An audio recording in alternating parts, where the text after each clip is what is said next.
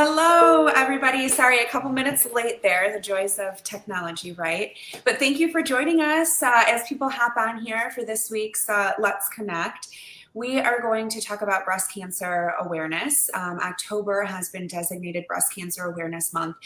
Such an important topic, of course, and one that we just wanted to highlight. So we are very lucky to have two special guests with us this morning. So we have Dr. Aljanati with the Spectrum Health Center and Teresa Orr, a cancer survivor, just had her last treatment actually last week. So thank you both so much for being here. I really appreciate it. First, I just want to hop into this, though, and start with you, Doctor, just to talk a little bit about the reality of breast cancer and, what you see on a daily basis and really what you want people to know when it comes to signs and symptoms and starting the conversation about this. Well, thank you for this program and this making this group, putting people together to talk about this. And let me just start by saying, each time I see people like Teresa, that's what makes me really feel the joy of what we do. We wanted to see more people like Teresa, survivors. Absolutely. So even though all of us, when we are go about our own life, we don't think about these diagnoses, right? Like cancer, right? Why would I get cancer? But it's reality. We know that over a good number of women will get breast cancer, and the best way to do it is if we detect it early. Mhm. Screening is very important, and people really need to make themselves aware that they discuss their screening with their primary health providers, what is primary care, family doctor, or any professional they see.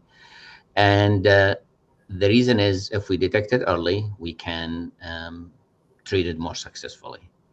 So I would like just to make this clear to everyone joining us today. Please make sure that you discuss the risk factors. What are your risk for breast cancer? Family history affects that.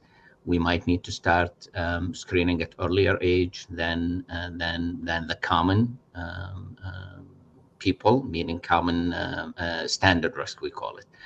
And people just keep that in mind, that early detection is likely to lead to much better result and will hopefully save lives. Yeah. And we'll get to Teresa's story in a minute, and she's a perfect example of that early screening and the importance of that. But, when do you suggest that people start having these kinds of conversations, with their doctor and, maybe not the yearly mammogram, but still keeping this at the front of their mind and keeping these, checks going? When should they start doing that? So in general, as we said, the standard risk, meaning that a woman who doesn't have really a strong family Okay. history and there's no risk factor, never received radiation in the chest area for any other condition at younger age.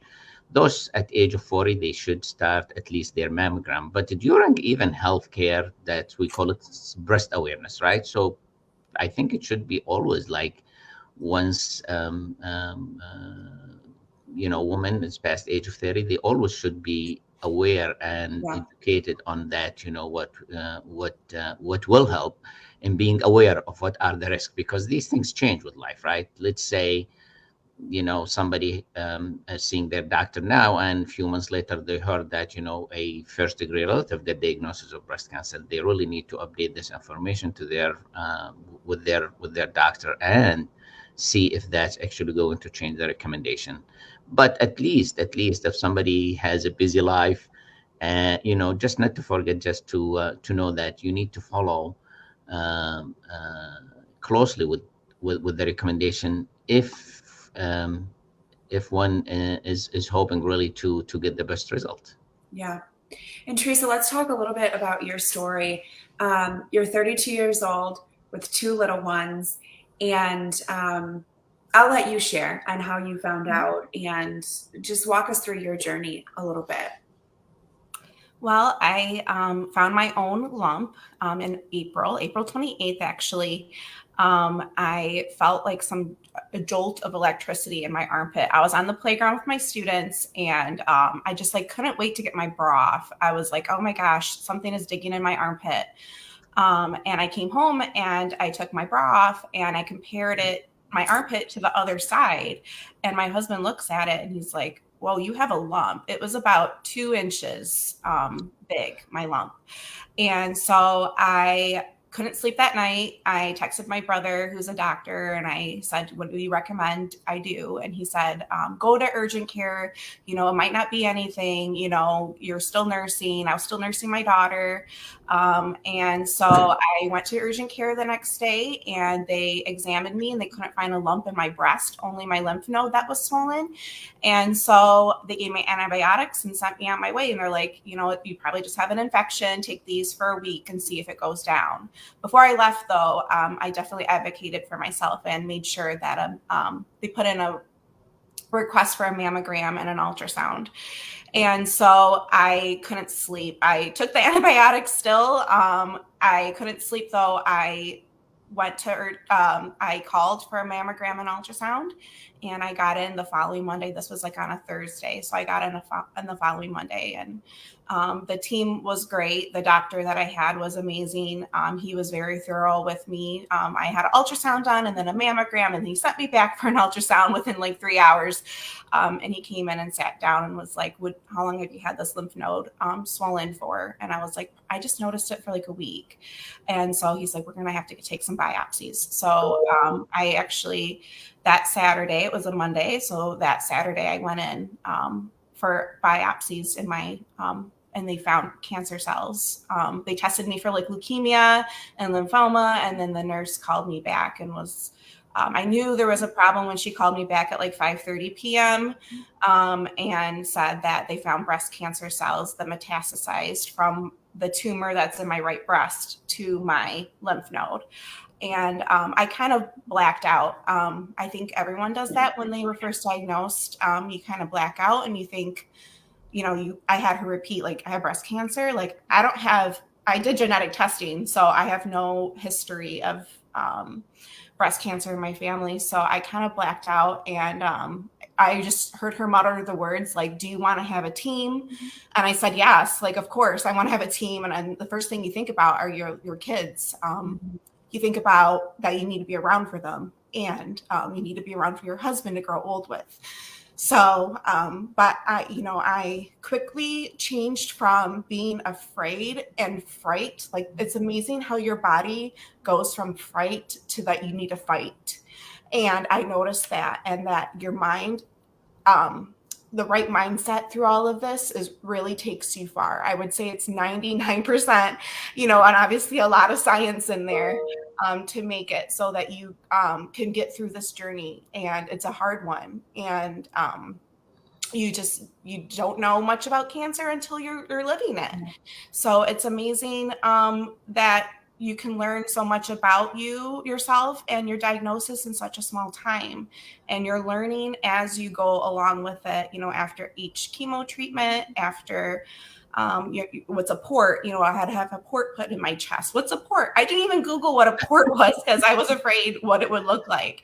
So I wanted to kind of stay in the unknown, to not kind of, freak myself out about all the things out there. And so I've just been living in this for about 5 months now. Yesterday was my 5th month living with cancer. And I got to keep that in mind, that I'm a person living with cancer. I am not cancer. I'm not just a walking cancer. I'm a person. I'm a mom. I'm a wife. I'm a friend. I'm a daughter.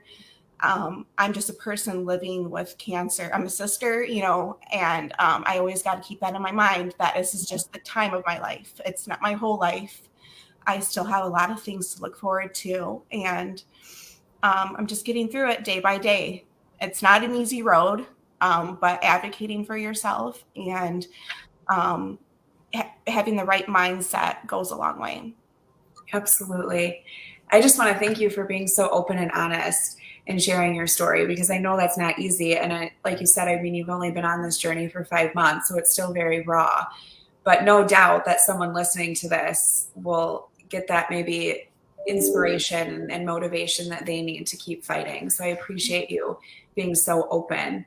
32 years old with little ones. I'm 32. I have 2 little ones. I mean, it just makes you realize how fast life can change. And like you said, the importance of paying attention to your body and advocating for yourself and noticing those things. And, after hearing what she had to say, doctor, I mean, what's your response to that? Just so young, she's the statistic, right? That you don't think is as common, but it is. Well, I'm glad actually you invited Teresa to this discussion, because even though that she's 32 and normally she's right, she's not, you're saying, Teresa, that you don't have anyone in your family like a sister or even mom or dad, has any breast cancer, that you were aware of, correct? Yes. And that actually also still highlights the fact that the recommendation will encounter majority of the cases, but there are other cases that they happen at younger age, and that is extremely important, because Teresa's story tells a lot about don't ignore it, right? And she did the right thing, right? You don't just from the first day you feel alarmed, you just immediately think it's absolutely what you did is the right thing. The first day, 2, 3, you just think of something, could be because you're nursing, as you said, and sometimes, we have some somebody could get an infection in the breast that can actually lead to lymph node swelling. But once you realize that, okay, it's there, it's not, and I can see the difference between the left and the right side, you did absolutely the right thing. Let's just go get it done. Unfortunately, we have seen cases where people perhaps they know and they're afraid to find out. And that's what you were very brave. Just let's find out rather than just ignore it, and hopefully it'll go away. And yeah, we see people, it's been there for a month, 2, 3, and even longer sometimes, and that's not good. That's not going to help. Each the delay is not negligible, and it could change the outcome. Yeah, I think sometimes as women, especially moms, we put ourselves last, right? Because we're so busy taking care of everyone else, or we brush it off and think it can't be bad. I'm only 32 years old. There's no way it's that. It will be fine. I think this is just that perfect reminder of, we have to remember to put ourselves and our health first too. Let's remember the analogy from the when you are in the airplane, when they tell you about the mask, put your mask before you secure other. If she doesn't take care of yourself, Teresa, right? Who is going to take care of you? Yeah. I'm really glad that Deanna brought up this issue. Yes, mothers, this is how they are programmed. You take care of everyone else, but without you being healthy, you're not going to be able to. Yeah. So you need to focus on your top health and in best shape, even when you get this frightful diagnosis. There's a way. I really love the way you mentioned your story and what you the later part when you start saying what you thought and how you go into and from fright to fight, right? That's great. Yeah, you really do. You have to change your mindset. You can't just hide in a closet. You can't just be like, okay, I have cancer. I'm just not going to talk to anyone. I'm not going to go anywhere. I have to wake up every day. I have to go to these appointments. I have to get these blood draws. I have to get a PET scan to make sure it didn't spread beyond my body. I mean, that's a frightful thing too, living in the unknown for a couple weeks, not knowing if it did spread somewhere else in my body. And thankfully it has not. So I'm just fascinated by how well all the doctors, my team at Lemon Holton is. They're really on top of it. They already knew a plan for me when I came in to talk to them. I met with my team. They already knew, okay, we're going to start with chemotherapy, and then we're going to have surgery, and then we're going to have radiation. And since my cancer is driven by my hormone levels, so my estrogen. That's another thing I'm venturing is medically induced menopause, which is a different, it's an interesting thing to go through, all the hot flashes and everything at 32 years old. So I'm managing that though. So that's another thing I have to be on is hormone blockers for 10 years, they're saying. So to make sure that my cancer stays at bay. So yeah.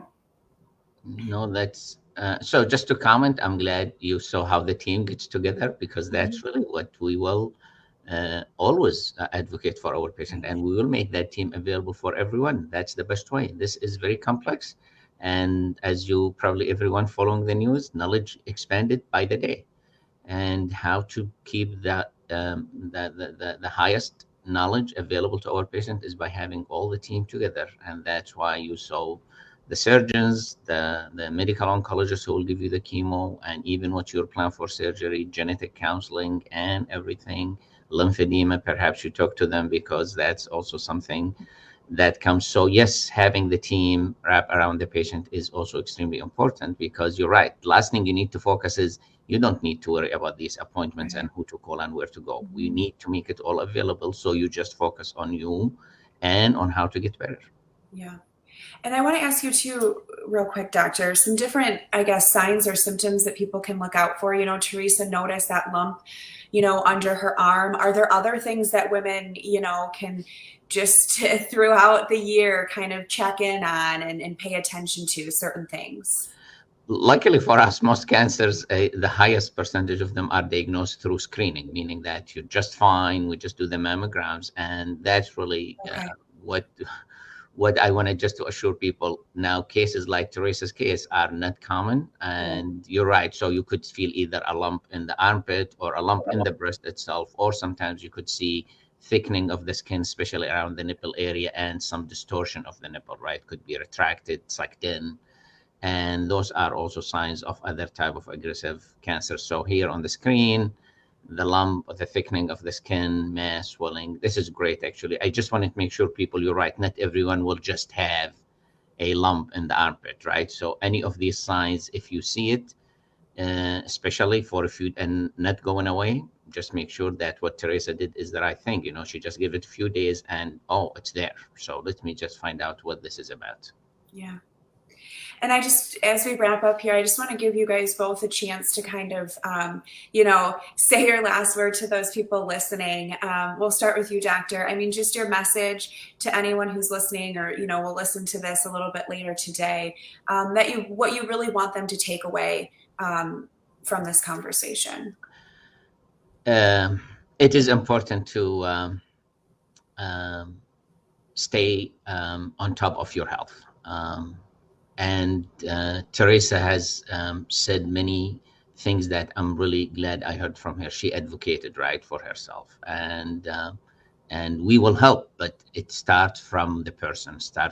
I'm the same. I am a person, so I am a patient and an individual. So I will say that this is the way I feel, when I also need to make sure that I am really taking care of my health. So stay current, make sure that these guidelines, we put them after a ton of research. Those are not just a thought of someone. Those are evidence-based. Research has led us to this. So when we give a recommendation, it's really based on years of research and knowing what are the results. So stay current, make sure that you take care of your health. And Teresa did, actually. It's not like she's healthy otherwise. It's not like she was not. But just for everyone else, it always pays off to make sure that you are aware of your health, follow the recommended screening, and discuss anything abnormal with we would like to. As a physician, I always say, we always would like to hear from our patient, even if in between visits something else changed. We're there to listen, right? So just make sure that these are not an issue. Oh, I'll just talk to my doctor next visit. If something is concerning, just make sure that you bring it up with your doctor. Right. It's good reminder, I think, for a lot of people, especially in this time of craziness and busyness, to just slow down and listen to your body. People may have been a little concerned during COVID. We follow super safety protocols. Yes, it's not 100%, but it's the top safety, right? So I just want to also make sure that we already have known what to do in this pandemic, and we are ready. We safety protocols are nothing to be compromised. So it's more important that we get back on track with our health, with screening, and really our patient safety is our responsibility, and we take that seriously. So please do not be afraid of what you hear on an incredible. So don't take a lot of news that are really designed to disseminate fear from non-credible sources. Just make sure that you are taking the right news from a trusted source. I appreciate that. And Teresa, I want to give you a chance too to just, I mean, last Thursday, your last treatment, I mean, and to see you now, I mean, your attitude, it's just, everything is amazing to me. I mean, you are so strong, such a fighter. One, what do you have to say to someone else maybe who's in that fight right now? And just in general, about the journey that you've been through that you want people to know or walk away with after hearing this conversation? Thank you. I would say everyone's journey is different. My journey is not going to look like a journey of another person that's sitting in chemo right now receiving an infusion. They're going to be feeling different ways. They're going to be going through different experiences. There's different kinds of breast cancer too. So they might have a different breast cancer diagnosis than me. But what I want to say to whoever's sitting in my shoes or whoever is scared to go out and advocate for themselves, if they do find a lump, you can do it. And don't let what's scary keep you away from finding out some truth about yourself. And you can do it. And it's a scary thought to think of cancer at your age, especially when you're getting your screenings done at a cancer pavilion. You're like, oh man, like I'm going to be a cancer patient apparently. So I would say just keep staying strong. And even on your worst days, keep moving forward. You go to those appointments. I told my husband, I don't want to go to an appointment. And then I go to it and then I get it done with and I'm home again, because I get appointments so many times. I finally have a little break before my surgery, but, you kind of have to shrug it off, give yourself a good cry, show your emotions. Don't be afraid to show your emotions too. Mm-hmm. That's another thing. If you're upset, scream. I screamed in my bathroom when I found out, a couple of days after and my husband came in, he was outside. He's like, are you okay? I'm like, yeah, I'm just upset right now. Give a good cry, cry and just know that you can make it through and put one foot in front of the other and you can do it, and make sure that you're doing self-examinations too. I never really did until I found my lump in April. That was the first time I really dissected my armpit. And I'm just an advocate that women to just check themselves every month, the first of the month, usually around where your cycle is, when your breasts are the most tender, and check to see, and check around your armpit, your collarbone, your breasts. Just check everywhere to see if you find some abnormalities. And if you do, go talk to someone about it and, get a second opinion. Even if it's you go through and have some screenings done and a biopsy. Biopsies are not fun, but also it'll give you some answers if you have a big benign, something benign going on, or if it's something like my situation, cancer. So I just want to be a voice for women out there. And, if you don't feel like you're alone, you're not alone. There's plenty of people out there that are going through what you're going through in your shoes. Thank you for having me on here. Of course. Thank you for sharing your story. It's so powerful. No doubt that both of people hearing your story and then the information from you, doctor, that it's going to encourage people to keep fighting, or, to do those checks and to keep this in the forefront and to remember to do that and put their health first. So I appreciate both of you. Thank you so much for doing this. Thank you. Thank you for having us on here. Appreciate it. Of course. All right. You guys have a good one. And thanks for joining and hopping on. And you can share this too. This will stay up on our Facebook page. So if you know someone that, maybe needs to hear this, share it with some of your girlfriends, and just get that word out as a good reminder. So we appreciate you guys. Thank you so much. Have a good one. Thank you very much. Thank you.